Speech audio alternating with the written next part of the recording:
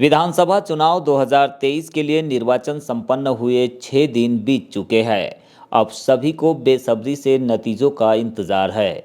बालाघाट जिले की 6 विधानसभा सीटों पर बम्पर वोटिंग हुई है। 11,50,000 से अधिक मतदाताओं ने नई सरकार और विधानसभा सदस्य के लिए अपने मताधिकार का प्रयोग किया है।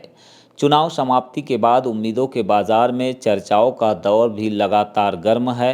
आंकड़ों के आधार पर भाजपा और कांग्रेस से जुड़े लोग और कार्यकर्ता यह सच मानकर गदगद भी नजर आ रहे हैं कि उनकी सरकार बनने जा रही है।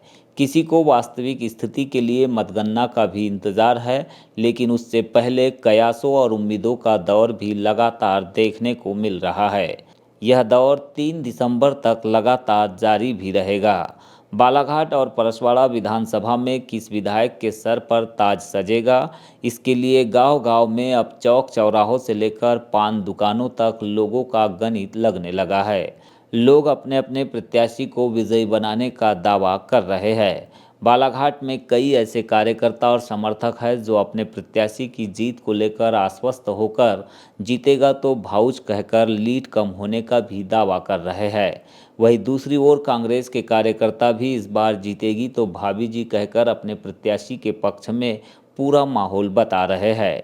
कोई कह रहा है कि कांग्रेस में आने से भाभी जी की जीत सुनिश्चित हो गई है, तो कोई यह भी कह रहा है कि मतगणना के प्रारंभिक रुझानों के बाद भाभी और कांग्रेस का हवा बनाने वाले लोग शांत हो जाएंगे। कुछ इसी तरह का हाल परसवाड़ा विधानसभा क्षेत्र में भी देखने को मिल रहा है। चौक चौराहों से लेकर खेतों में भी गहानी और मिसाई करते हुए लोग चुनावी आकलन करने में लगे हुए हैं। भाजपा के कार्यकर्ता जहां मंत्री जी के बूथ मैनेजमेंट और संगठन के बूते पर चुनाव जीतने का दम भर रहे हैं, तो वहीं कांग्रेस के कार्यकर्ता अपनी मेहनत और हर बूथ पर मंत्री के विरोध में वोट डलवाने का दावा कर कांग्रेस को जीत दिला रहे हैं। इन सब के बीच गोंडवाना गणतंत्र पार्टी से कहीं अधिक कंकर मुजारे के समर्थक आरी से फूल और पंजे का समीकरण बिगाड़ने का भी दावा कर रहे हैं। वे जातिगत आंकड़े जुटाकर कंकर मुजारे को अपना विधायक भी बना रहे हैं।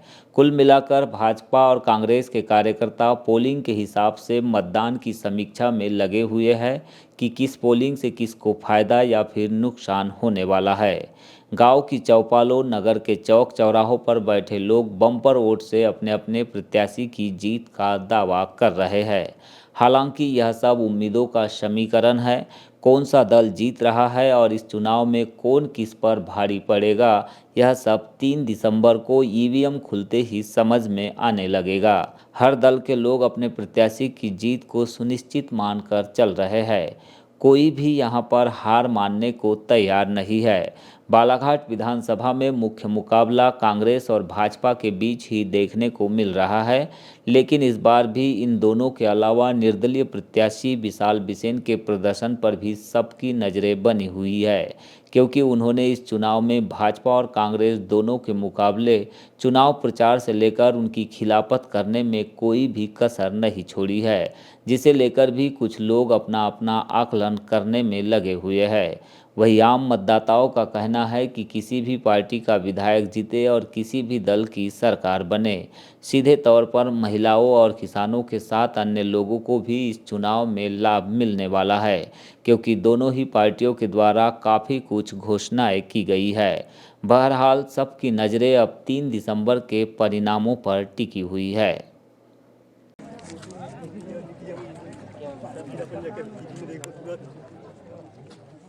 देखते देखते